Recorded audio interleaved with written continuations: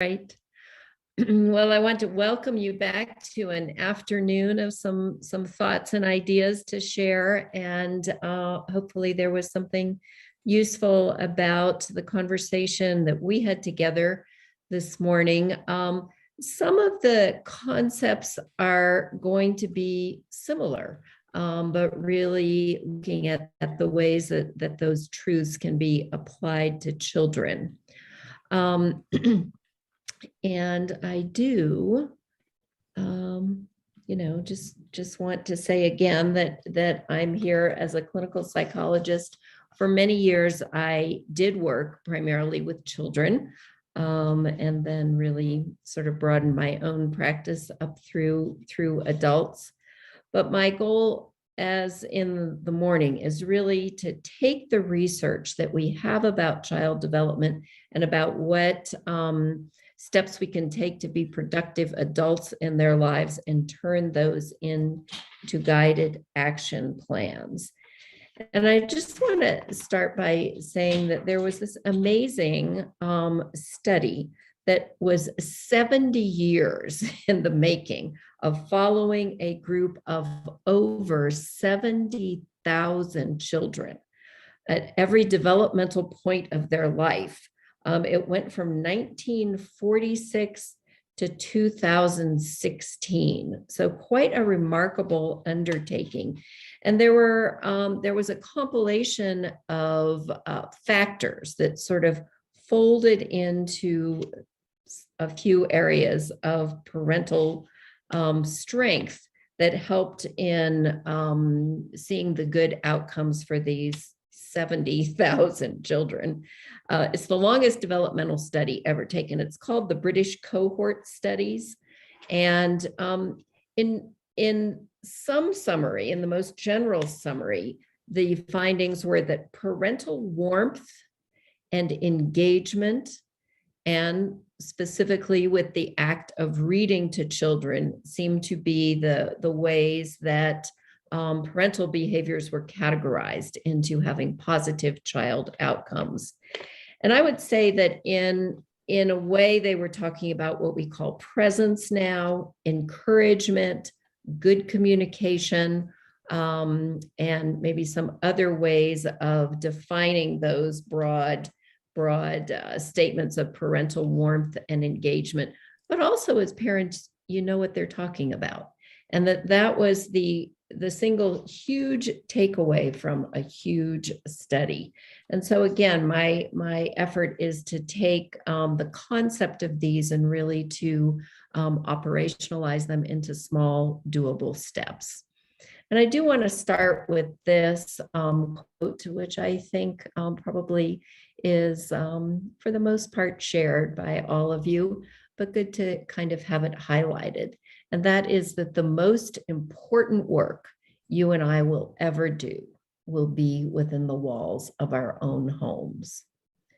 So kind of pull that in as maybe the guidepost for today, that there are many other things we can discuss and appreciate as important, but the most important work you and I will ever do will be within the walls of our own homes. So I'm going to start by talking about, just to kind of begin to organize our day together in the concepts around child rearing, is to start with the idea of how to have a good morning. And I have several points along the way with this that will maybe help us think about that. And I will say that in some ways, this had to be reformulated during the pandemic when kids and adults actually weren't leaving the home. But let's think about it now as we actually begin to return to those old habits of going somewhere, that people have to get up, they have to get ready, they have to be dressed for going out in public. And sometimes it may be feeling like that's a little bit more difficult than it used to be in the morning because we kind of got out of some of those habits. But here are some things that make for a good morning. And the first is to have some feel-good music playing, maybe quietly in the kitchen as family members wander in to get their breakfast. Maybe it's a way to wake people up. Maybe it's the beautiful flute and wind music that we were just listening to, something that has your own traditional sources to it. But whatever way, there is sort of a gentle and feel good beat to enter into the day and to begin to gather together is worth kind of making a little playlist about. And a lot of times it's nice to create a playlist in which each member of the family has an opportunity to select one song or two songs. So maybe if you have 5 people, you end up with a playlist of 10 pieces of music. If one or more people objects to it, then it's not serving its purpose and it needs to be replaced. But in general, people understand what feels good. And even though generationally that might be a little bit different, you could combine those and everyone could feel like in a shuffle way, their own choices are represented there. The second thing is the idea that you want to be able to make it easy for everyone to have a good breakfast that includes some protein in the food choices. Again, eggs, milk are easy to get, protein bars, anything that feels, toast with peanut butter on it, some nuts, things that kids like, that are easy for everybody. Nobody needs a big production out of breakfast when you have to get somewhere, but it's all important. And as I mentioned in the last time, if nothing else, and maybe if you think of it for teenagers, the healthy smoothie provides some form of breakfast that's easy to transport. But you have to have these things available. And it's certainly fine for children to make their own choices and even make their own little breakfast meal. But the preparation and the organization of that is going to fall to parents. So to kind of put a priority on that, I think is very useful. And then I want to talk for a minute about this idea about making your bed in the morning. There's an old adage that states, the state of your bed is the state of your head. And research shows that there is something to this, that making your bed correlates, doesn't cause it, but it correlates with higher productivity for the whole day. And additionally, if your bed is made, you don't tend to get back in it, say after school, or maybe if you're at home during a lunch break. If your bed's all made and smooth and set up for the day, it's a barrier to getting back in it before really it's bedtime at night. And I'll just point out that to make a bed actually only takes about 90 seconds. It's very quick, and it actually seems to just give that good organization for the day. And it's quite a payoff for the time invested. And I want to just read an email I got from somebody. This was a couple of years ago, pre-pandemic, when I was doing an adult sort of workshop like I did this morning. And I included this idea about make your bed. And this was from, a man in his maybe 60s who said that it had been quite a remarkable change for him. And he said, and this is a quote, there was an undeniable pleasure in having anything that felt orderly and in proper form at the start of the day. And he goes on to say that it occurred to me that the bed making ritual, which on some level feels a little bit meaningless and tedious, is an internal, reflective, mindless time when I actually experience a small measure of relaxation and even subconscious planning that may, in some small way, contribute to a positive momentum to my day.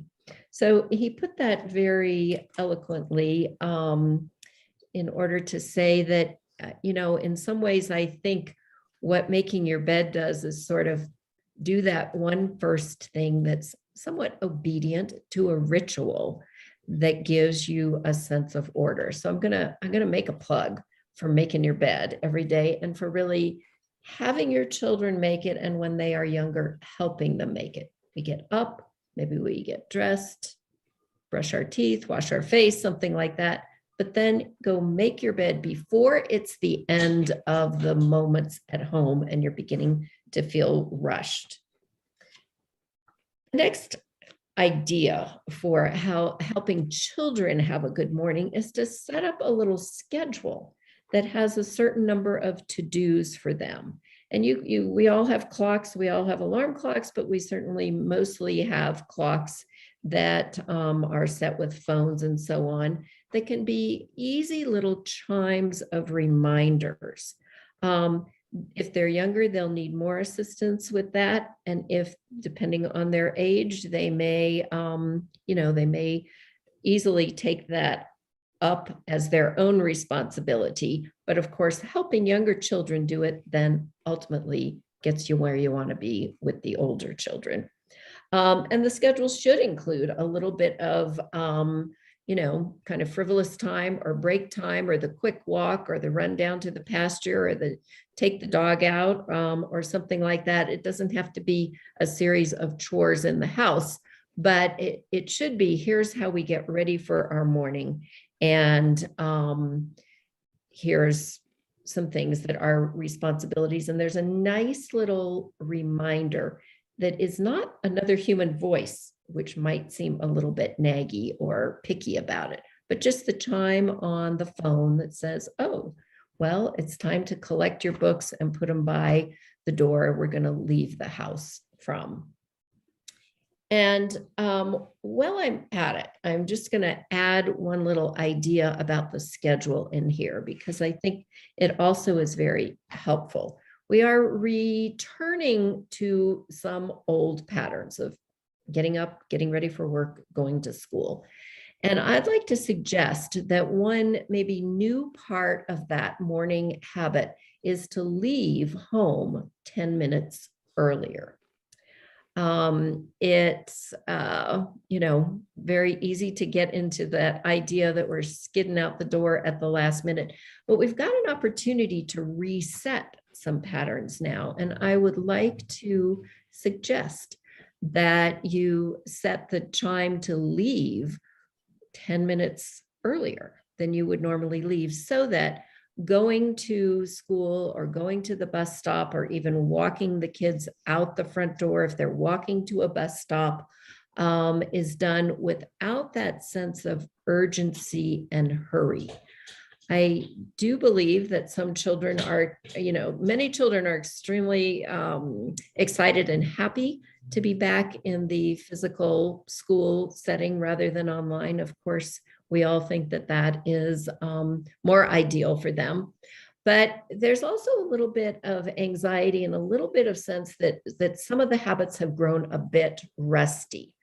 And so to just have a morning that is not quite so rushed gives you that extra couple of minutes to go, maybe accompany them and say a nice little goodbye, being very clear about when they'll see you at the end of the day. They have not been separated from parents. I mean, generally speaking, for a lot of their childhood, almost 2 years is an extremely long time. And I know some of them have gone back into school settings before this, but it's still a shift away from quite so much contact and attention from you. And so to set up the schedule of goodbye with some leeway is sometimes really helpful now. And the last thing on this, this list is to set up the idea that we might even have time to write a little thank you note. And I'm going to go out of the slide here and just talk about that for a minute, if I can get on there. I'm on, but I'm not Yeah, I might be little now, doesn't matter. But one of the things I do for my workshops is I've had these little cards made up, and they're just little thank you cards. You can see how big it is. It's like maybe 2 inches by 2 inches. Certainly the size of a Post-it that you can get anywhere is fine for that. But kids also like to make their own version of these little thank you cards too. And what's really a nice little ritual to get into is, because there's been all this time together, and sometimes we grow maybe a little bit weary of being with each other, that little notes of appreciation on a small piece of paper can be a nice way to kind of bridge that time going into the greater world. So as a parent, you would just be writing a tiny little note that maybe you'd put in a lunchbox, or maybe in the math book that they're going to see when they get to a class that's harder for them, or the reading book that just says, "Oh, I saw you got ready this morning. Thank you for that." Or, "Last night you got into bed so nicely, and you really read the book with me together so well. Thank you for that. Thank you for just giving me such a nice hug. Good night." Whatever is the tiny thing that could be offered as a thank you to put on a little card and send with the child has a lot of gratification for them to receive. And again, not necessarily every single day, but that in fact, finding one of these cards actually becomes a pleasant surprise, as we talked about earlier. And that children can learn to write these. Bob and I had a great experience of taking this activity out to a community pre-pandemic, and to create, I just created what was like a little bit larger note for them that was just had a little heart stamp on it on some note paper of this size, and gave the kids an opportunity to think about what they might like to write in terms of a love note or a thank you message to a parent or a grandparent or a friend or a coach or anybody that came to their own minds. And it was really delightful what happened. They had much to say that was very generous and very spot on and very specific about things they remembered. And so I just encourage you to think about doing some version of a thank you note, not in some big formal way, but in an ongoing way throughout the week, and maybe even hidden. And the kids love to hide something maybe for you under your pillow or in your car or in your bag that you take to work, so that you find it later. And it's really a very, very sweet idea. The next thing I'm going to talk about with the idea of what we can do for children is this idea that, so they go to school now and then they come home. And I like to help parents and teachers pay really close attention to the times in the day that are goodbyes and the times in the day that are hellos. So it is a goodbye, it's a hello to get up in the morning together, and to do that gracefully and maybe to a little bit of nice music is great. It's a goodbye to go to school, and to do that with reassurance. But then when they come home, or when you come home from work and you are reuniting, there's a little strategy I just called Together for 10, which is the idea that you want to say hello with more thoughtfulness, and to think about coming together for 10 minutes at that time you are reunited in the day to say hello to each other is really a wonderful little addition to the day. Of course, you're going to do it with a snack because every kid wants a snack, and especially when they first get home, but just some little healthy snack, which is either little baby carrots from a bag or some crackers with some cheese, nothing sweet that ruins the dinner, but a little bit of a boost for finishing up that late afternoon time. And to have the idea that what we're going to do is sit together comfortably, not necessarily at a table, maybe in the living room, maybe on the couch, maybe on the floor in the living room, but just some comfortable little gathering place. And most importantly, that we turn off all electronic distractions. So no TV is on, no videos are on, video games, and most importantly, no phone is on.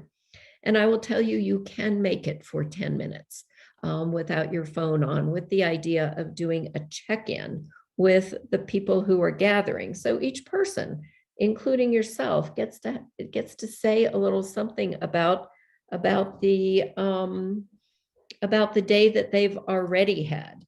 It's not a time really to talk about chores that are next. It's not a time to talk about homework or anything for the 10 minutes. It's just a check-in time. It's a break from problems, and it's an opportunity to listen attentively, to make eye contact. And if your phone is on, you will be distracted by the phone, and every interruption lets the person who you're speaking with know that something else might be more interesting and more important. So the phones have to be deposited in a basket. All the family phones go in a basket. They go somewhere else, maybe in the kitchen, and that we just are sitting here to have interest, an opportunity to show interest in each other's words. And again, that can certainly be, and it's appropriate to include yourself in that. What was your day like in your work day? And then the little quote that's on the bottom of this, I think, is worth considering, that if you just watch carefully, there is a magic that occurs when you give a person just enough comfort to be themselves. So if you need some conversation starters, I would say it's very easy to kind of go around and say, what have you done so far today that made you feel proud? Maybe if somebody says nothing, maybe you could say, well, what was a challenge today? Just tell me the story about it. I, as the listener, am not going to fix the problem or even make too many suggestions. What I'm going to say is that you have space to tell your story. Another really good question is, did you find a chance to give someone a compliment today, either spoken or written? And just as Ophelia had said in the, I think I might have that name wrong, in the last conversation, Ignacio, that's who it was, that compliment that you got from a total stranger in the parking lot of the grocery store had a great impact on you. Well, it is a high impact topic to offer to someone else. So one of the things that helps children make friendships is to know that they can be free about giving honest compliments, not just saying anything, but saying, oh, you look very nice today, or oh, seems like you got some new, magic markers. Those look nice. Something that just shows that you have noticed, because as we were commenting earlier, to feel noticed and to feel appreciated is very powerful. And children can learn to do that. So to help them know, oh, maybe you should think about what your friend did today or what good grade that person got, is another step in making and maybe even renewing some friendships. You could ask what they learned today. Did someone nice do something for you? Was somebody thoughtful about what you needed? And you can always ask, can you think of a pleasant surprise that happened today while you were away from home?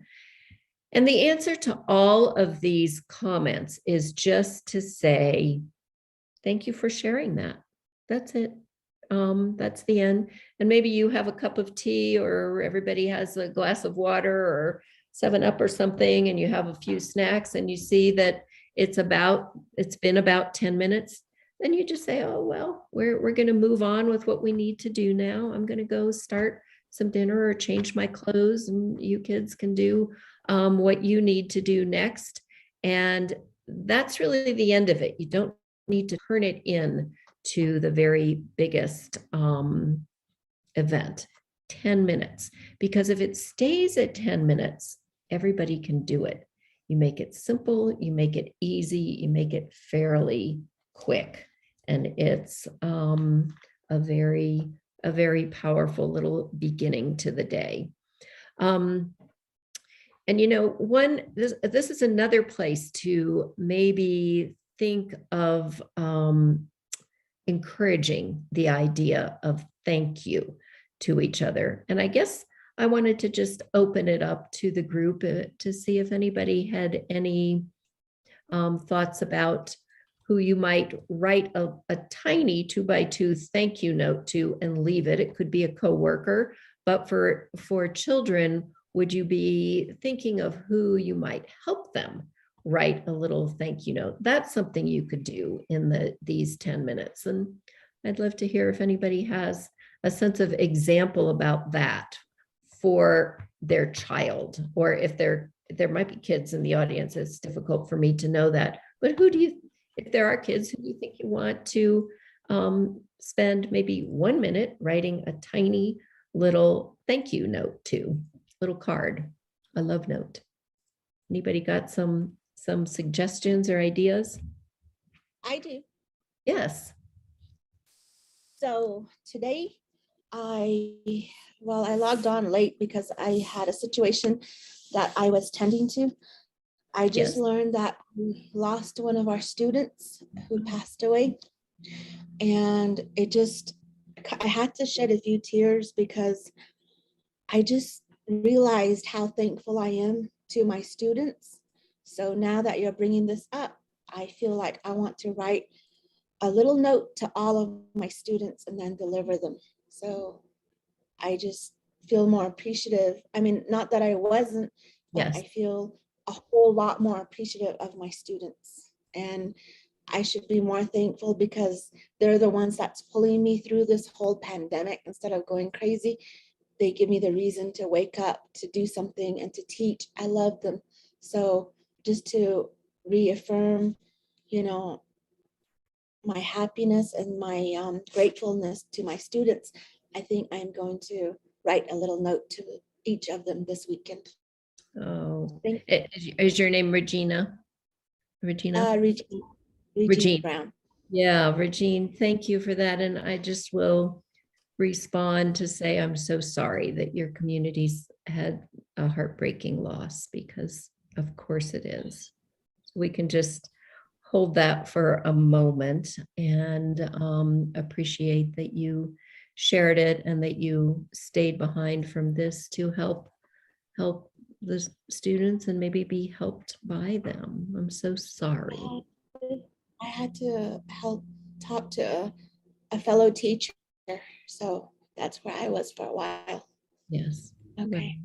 I know it was time well spent, but thank you for sharing that, because it does put a perspective for everyone. We do want to remember to thank the people we have, right? And really to teach kids to do that too, because it's powerful. So thank you. Does anybody have any comment about that, or about the notion of saying thank you? That's a powerful story.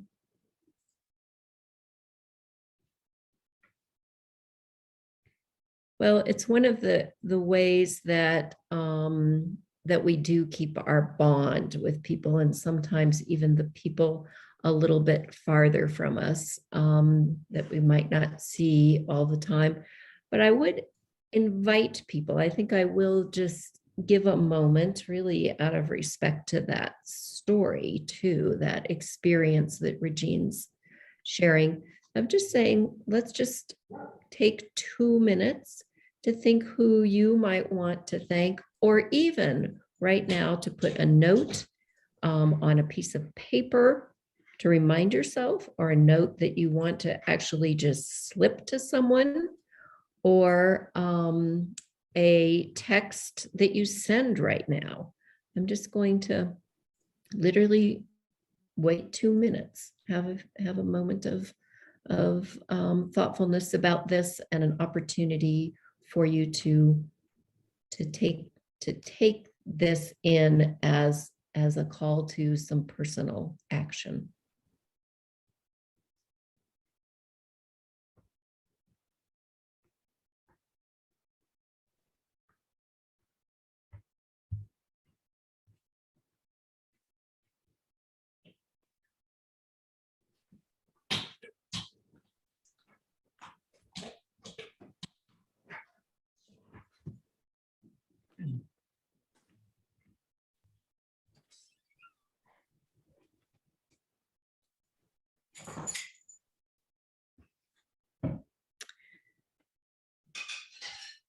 And when I have the, I guess, the privilege and the opportunity to return to offering these conversations in person, one of the things I do is distribute at least 10 of these to each person. So it makes it so easy just to have the little card which says, thank you very much, right, printed on it, and make it as easy and convenient as possible to say thank you to each other, and thank you to coworkers, and thank you to teachers over and over and over. There should be thank yous to teachers. So I will go on to the next topic, which is the next part of the day that happens every day. And of course, we're talking about how to get through a bad day with your own child. We're talking about how to sort of reorganize after the pandemic. And the family dinner occurs on some form or another just about every day, right? So I want to actually highlight the incredible opportunity that occurs with that ritual of gathering at the table. There's been studies on this, and there was a very interesting 16-year study. So these are not small samples of people's experience. This particular one came out of the University of Michigan, so a revered institution for studying child development. And it found that eating meals as a family improves children's language skills, manners, self-esteem, and sense of security. It is an opportunity for bonding really across generations, from parents, from grandparents, from the aunties and the uncles who might be gathered at the table at times, through adolescents, through younger children. To gather together teaches them how to share the meal, how to wait patiently while others gather and eat and leave, that there's a responsibility to take your dishware to the sink, or in some way to take turns about the cooking and the cleaning that is part of a family gathering. And that there's a tremendous value here that seems to relate also to adolescent decisions about smoking, drinking, and drug use. So the studies suggest or indicate really that family meals have at least as much influence on children as the time they spend at school. So in terms of their important developmental tasks, of course, not their academic responsibilities, but has a tremendous power. So I want to say a few things about it. The meal doesn't have to be fancy. There was nothing about the food that related to the outcome. A sandwich has just as much power as a complicated meal. It is about the gathering for that life-sustaining activity of having a meal, of breaking bread. The meals actually, to show this level of power in child development, don't even have to occur every day.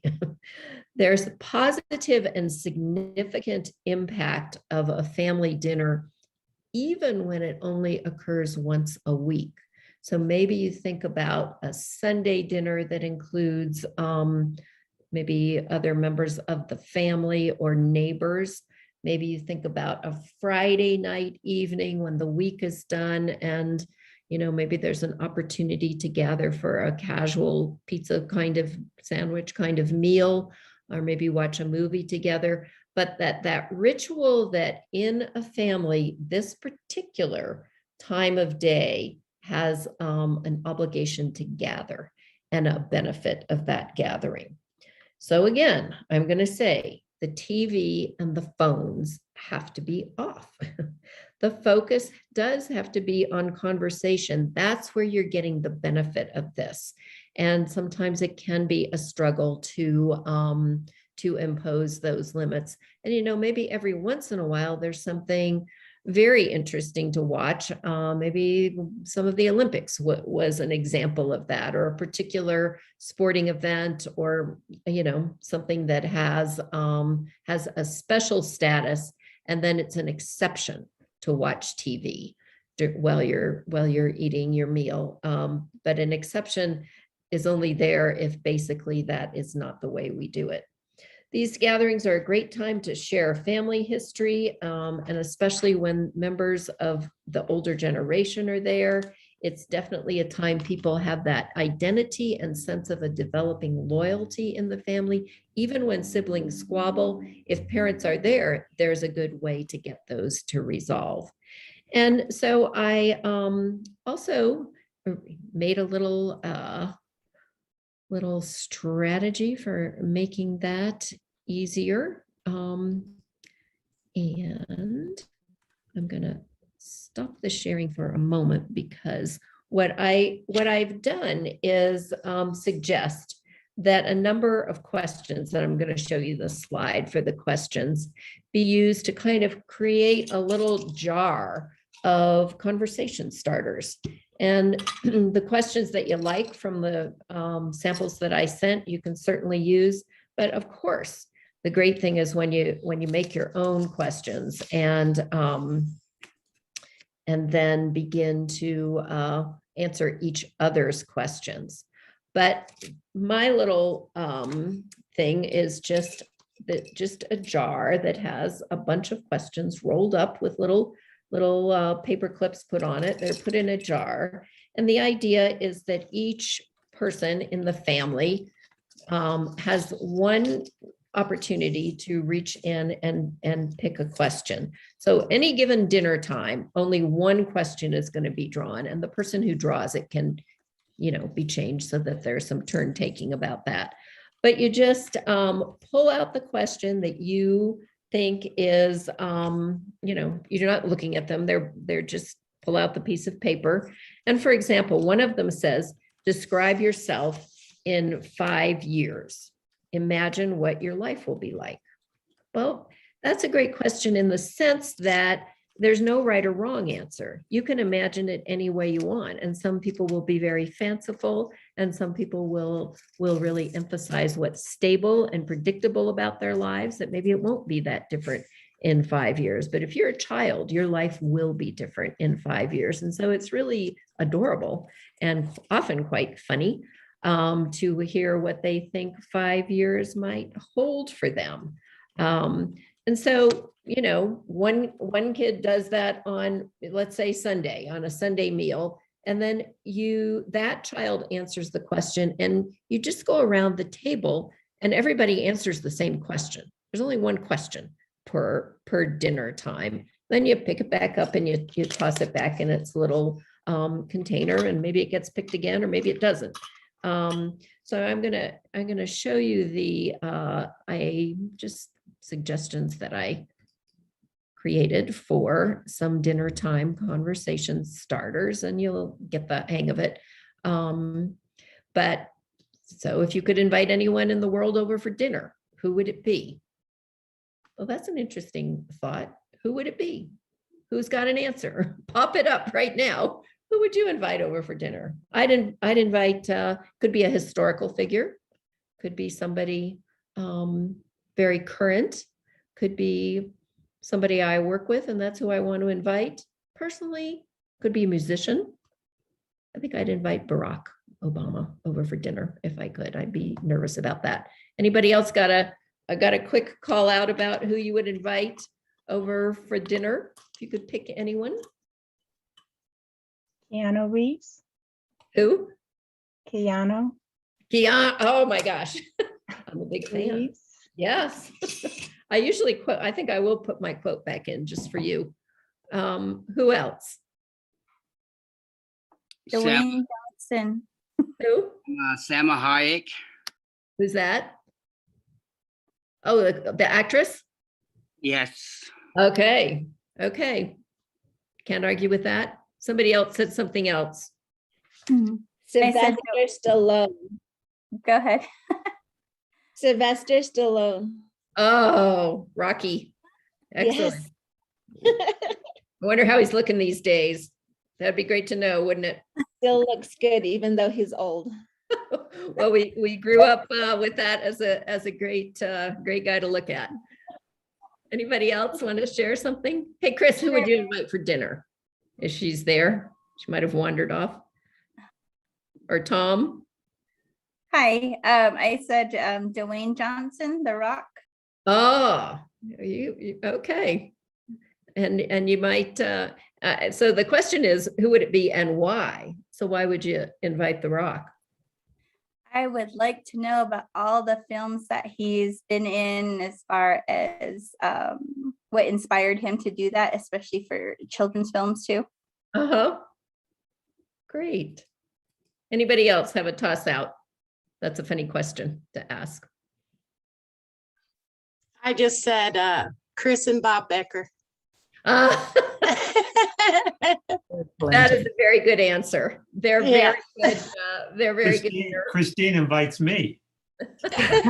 True. I'll When have you're to lucky, see if you Bob, can when you're come, lucky. Bob. When you're lucky. No. Yeah. So Well, another both- question Both would be- Amy and I said Hillary Clinton. I thought about her too when I went with Barack, because I just thought of Barack today. I don't know. I've been missing him a lot lately. Yeah, or Michelle, you know. Oh, Yes. Michelle. Yeah. Mhm. Oh, yes. Yeah, a good toss up.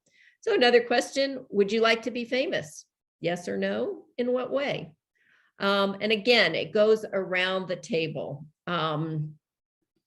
to allow everyone to join in on the answer. And you can imagine that it can be a pretty animated conversation.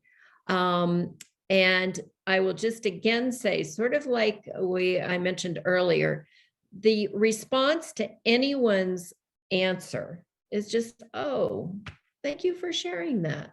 Well, that's interesting. And when the kids are saying, well, no, you're never going to be famous, you can back them up to say, that's not how we answer a question about what people are just thinking about. We just say, thank you for answering. Imagine yourself in 6 months or 5 years. So similar to what I was saying earlier, what will your life be like? It's an imagination question. What do you feel most grateful for in your life right now? That might be very quick and easy to answer, but it might also, since it's most grateful, maybe it's a little bit of a harder choice for some people to make. What kind of adventure would you like to go on? Children love to talk about that. And they can talk about things of that nature without any regard to how much it would cost, or that they could or couldn't do it because, you know, maybe they want to fly to the moon. Well, you can have the wish to go on that kind of adventure. And what's one of your favorite memories and what makes it so special? And of course, that is wonderful to have as a conversation point if you have grandparents or elders over, because their memories then bring to life things that children should be aware of.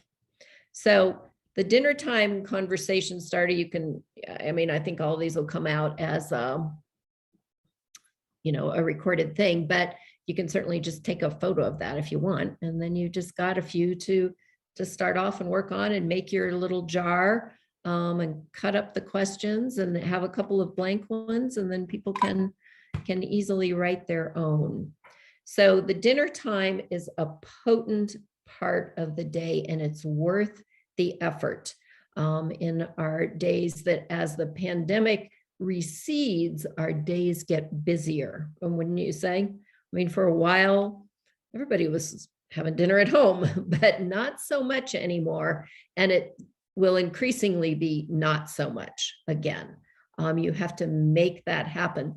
But you have an opportunity right now to make it happen, because it's been a habit for a long time. And so to hold on to maybe one of the things that you came to value in the pandemic, I think is, you know, and just a pretty rare opportunity. Anybody else have any comments about this? Do you have an answer to any of those questions that you are just burning to share? We can hear anything you'd like to say about it.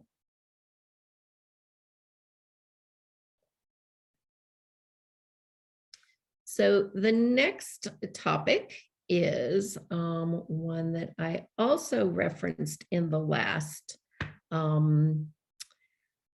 conversation that we are having, but I really want to talk about the power of a consistent bedtime for children.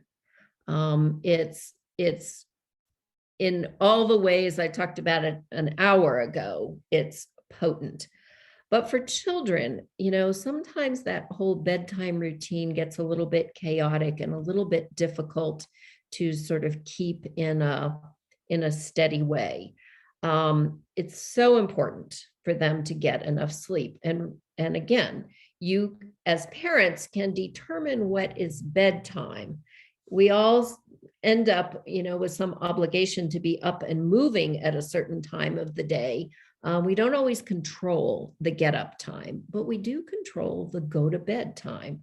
And to help that get set in stone as a consistent routine is the way that you get to a very nice last goodbye of the day, which is good night. So I'm going to say it again, but you have to turn off all the electronic screens. And really, for children who are more likely need to be in bed at the latest by 9, but by 8 p.m. And really, whatever the bedtime is, the screens need to go off an hour before, because stuff needs to happen with kids that help them get into bed in a comfortable way. So they got to turn off the things, put their phone in the family phone basket, off or on the charger or whatever, but we're done with that until tomorrow morning. And then for children, really the kind of the best next step is to have a cleanup routine, which I will say usually is best accomplished with a soothing bath. And that's the time you really, you know, with young children, I'm talking about preschool or early elementary school, you're really sitting there with them, having a little chat, helping them be sure that they get all the way clean, that their hair gets washed. And it does take parental supervision, but not because it's a big drag to do, but because they're actually still in the bathtub and you can have that little conversation. It is time for a little catch up on what the family's doing or whatever you think. I will tell you, I spent many years doing spelling words in the bathtub, but you know, it wasn't like a stressful thing. It was like, get in the bathtub and then we're going to just go through your list of 10 words. And if you do it every night, Monday through Thursday, then by Friday, you know your spelling words. So it's going to take parental supervision, and you do have to get them clean in whatever way you want to do that, refreshed into their pajamas, teeth brushed, hair combed, the idea that we take care of our bodies, and that I'm here to help you do that. I'm going to tell you, if you have one child, the whole bedtime routine will take an hour. If you have more than one child that you, as one adult, are shepherding, it'll probably take an hour and a half. So just plan on it, and just figure that it's not time away from doing what you want to do. It's time spent with children at an important time of their day that really gives them the sense that there is a lot of security about the coming good night. So then you get them into bed, and you promise and you follow through with reading to them for 10 minutes if they're young children. If they're beginning readers, sometimes it's nice for the child to read the first sentence, and then you read the rest of the page if it's a little chapter book. But that in general, even when they can read, it's fine to read to them at night. And that was one of the main takeaways from that very long 70-year developmental study that I referenced at the beginning. Children love to hear a story in your words, and without maybe the struggle of having to read it themselves, until the point when they're very comfortable readers, which varies quite a bit. But even when they are, to say, you know, this is the nighttime book, the Harry Potter kind of book as they get older, or you know, any number of series of books that they like. And I'm just going to sit down on the floor by your bed, or sit on the edge of your bed and read a chapter, or read for 10 minutes. They love that. And reading to children is one of the best predictors of school success. And then you finish that routine with a little song or a prayer that invites sweet dreams.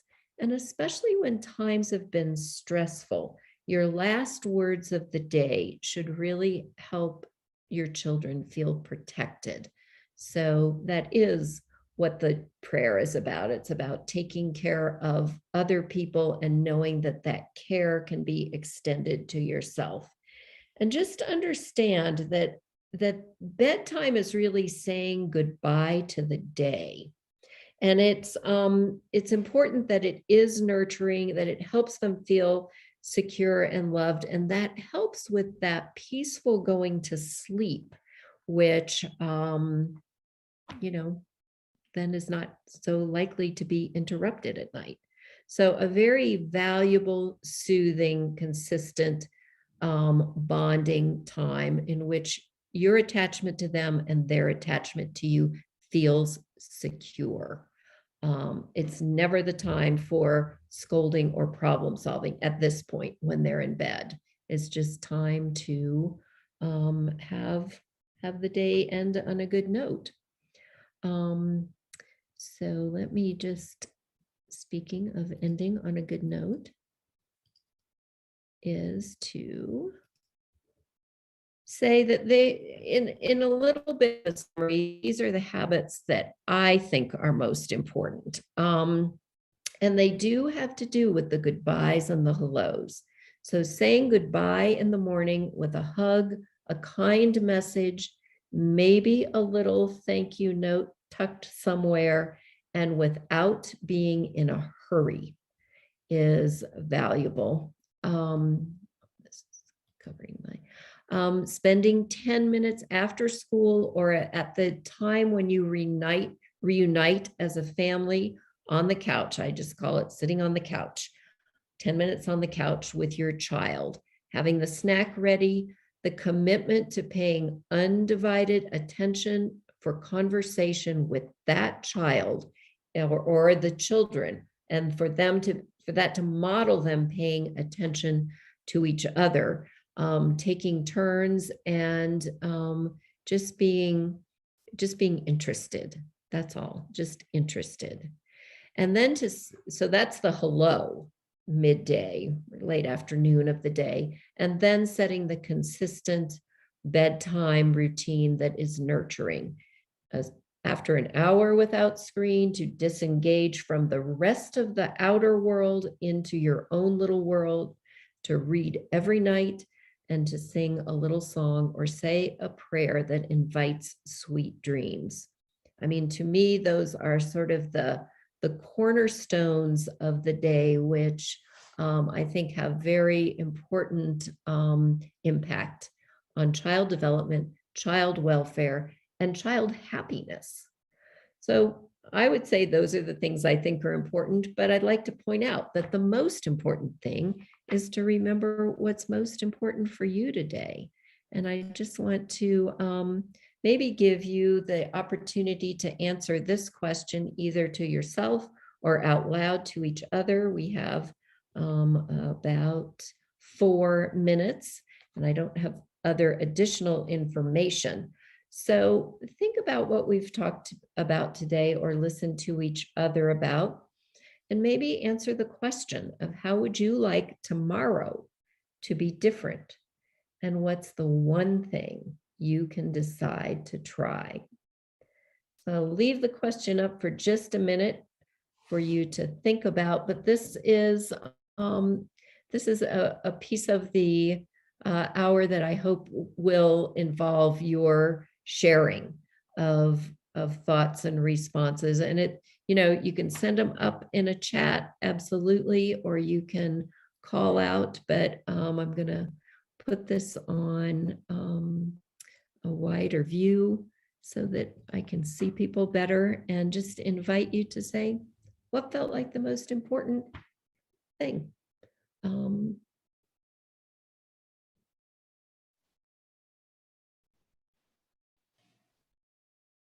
you can take a minute. The most important thing is to remember what's the most important for you, because that will stick in your mind. So Martha, this is Amy Atkins signing in, and I just wanted to say how much I enjoyed this presentation, and particularly what really touched me about all of it is the time to be together for dinner, the time to spend on going to bed, the time to spend saying hello and greeting. And it seems to me that's so important, because in our a world, we do let go of that, and we don't stop just for a second to say, hello, I love you. I want everything to be beautiful for you today. And I'll be thinking about you today. And I can hardly wait to see you this afternoon. Anything, a little kiss, a hug. And that whole part of your presentation touched me very deeply. And I really feel that it is the key to a much happier family, a much happier sense of wellness amongst the family members. And so I appreciate you very much making that the focus of parenting. And I just think it was so important. So thank you very much for that. Thank you so much for saying that, Amy. I appreciate that. And I will just say again, I think we are all moving back toward probably a more filled and rushed schedule as family members, and to hang on to maybe one good thing about the pandemic is to say, I can think about that a little differently now.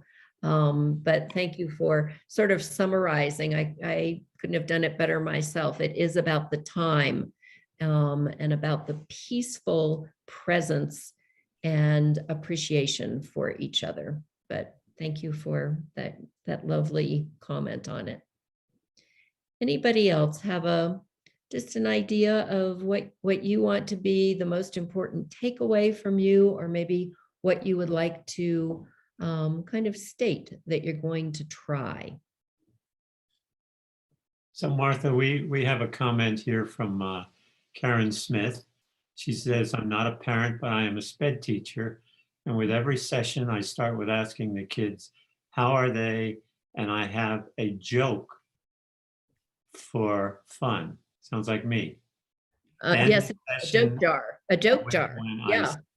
will Uh. see them again, and then I love them, even my middle schoolers. So that's a very nice comment.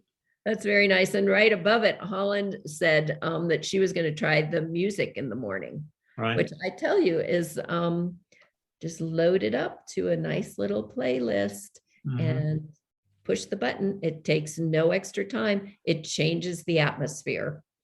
But thank you both for sending those chats. And thank you, Karen. A joke jar is great. At home, a little funny YouTube is also like a 3-minute YouTube that somebody picks maybe to start dinner is a very enjoyable way to bring some humor in it. And then the music from Johnny says is best John, best for me. It's changes the mood, doesn't it? It changes mood. So what an easy thing to use. Yeah. So I know that my time is up. What I am just going to do is just maybe suggest that any of you who are in a group, maybe not at the moment, though the Zuni group I know is there, but maybe could consider jotting down your answer to this and sharing it with somebody so that it doesn't get lost and that there's that power of putting it in writing. And I am going to say thank you for coming. I appreciate just the opportunity to be here. I feel very grateful for that. And I always like to leave you with a little quote just to leave up on the screen for 30 seconds so that you can just maybe also reflect that we've kind of been in a time of deconstruction. But in any time, it is possible to create something. A poem, a parade, a community, a school, a vow, a moral principle, or the lovely ending of one peaceful moment. We can do that for ourselves and we can do that for each other. And I just thank you all for being here and know that there's more good stuff to come because Amy's next. Okay, Martha, thank you for all your kind words and your kind voice. It's very soothing to listen to someone who's a professional that can give us all kinds of good advice. Thank you, Karen. I see that. Yes. Yeah. Kim, I'm watching now. You know, when I'm not talking, I can watch those texts go Yeah. up. Pop them up if you want. And thank you all very much. And I just appreciate having the time with you. So thank you, May and Amy. Okay, so I guess we'll take a little bit of a short break.